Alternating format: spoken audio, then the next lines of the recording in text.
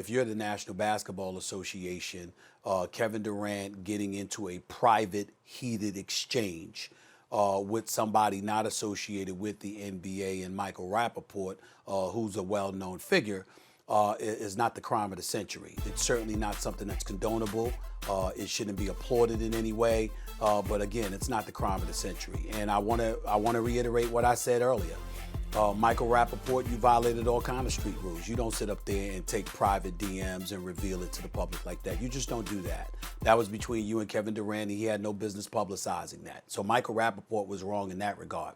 Kevin Durant was wrong because it was a bit excessive. It was definitely threatening. It was unnecessary. It came across as a bit too truculent and belligerent, and it brings to mind the level of sensitivity that Kevin Durant has religiously been accused of having.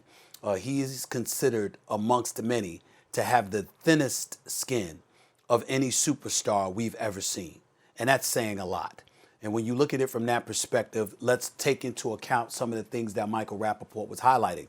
The argument originally took place when Kevin Durant showed up on the air being interviewed by Charles Barkley in TNT. And Kevin Durant gave one-word answers, very terse, very aloof and standoffish. And you do find yourself looking at these guys and saying, what the hell are you so mad about? What are you so angry about? It's the game of basketball. That's what we're talking about here. What's the matter with you? Now, they'll say it's their livelihood. It's their livelihood. I'll tell you what standing rule that I have, Molly.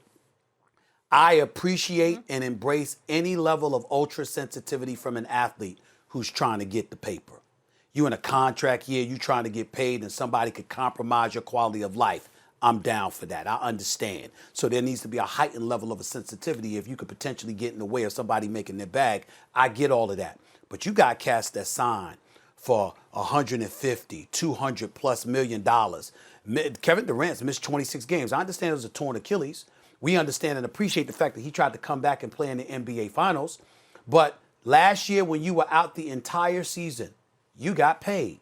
This year, you've already missed 25 games. You're still getting paid. Got your commercials and everything else.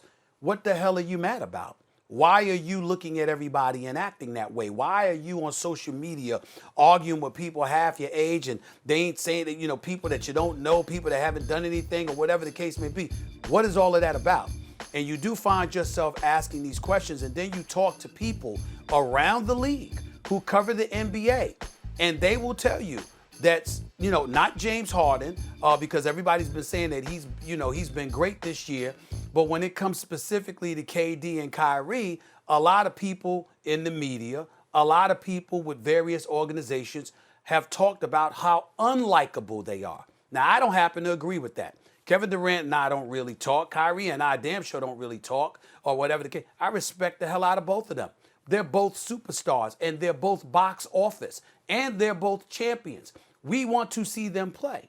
And so when you're talking about them playing, or lack thereof, the fact that they could get on an interview and just give terse responses, or like Kyrie announced before the season that you're not talking to the media, that there are things more important than basketball. Well, we all have things more important than basketball going on in our lives. But basketball is the escape that you signed on to help to provide to all of us, to relieve us of the stress and ails that really invade our lives. And you signed on for it in this particular instance with a Kyrie at the price of 4 years, $140 million. And so when you look at it from that perspective and you get paid that exorbitant amount of money and you have 6 months of the year off anyway, then to be off during the season is bad enough. But if you're Kevin Durant and you appear to have attitude as well, there are people that are saying, what's wrong with you? And those are the kind of things that they have to pay attention to and to make sure that they guard against. Because let me tell you something. Once upon a time, years and years ago, before the advent of social media, guys were begging folks to talk about basketball because you have folks in the media getting all into cats' personal lives. You went out to a nightclub, you went out to a casino, you did this or that. They were writing that stuff. Wasn't me, but they were writing that stuff. And these guys was like, wait a minute, the game is fine. It's all this other stuff that we have a problem with.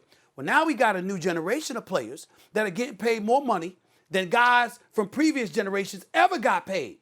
and they actually have a problem with you talking to them about basketball. What possible excuse can you have for having a problem with somebody talking to you about a job you signed up for to perform in front of millions? How could you possibly have a problem with folks asking you basketball questions?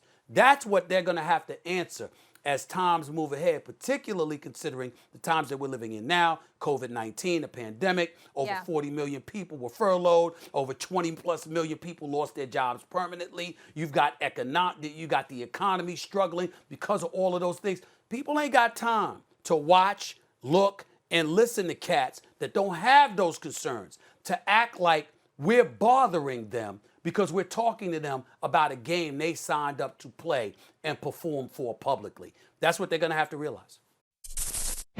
Thanks for watching ESPN on YouTube. For live streaming, sports, and premium content, subscribe to ESPN+.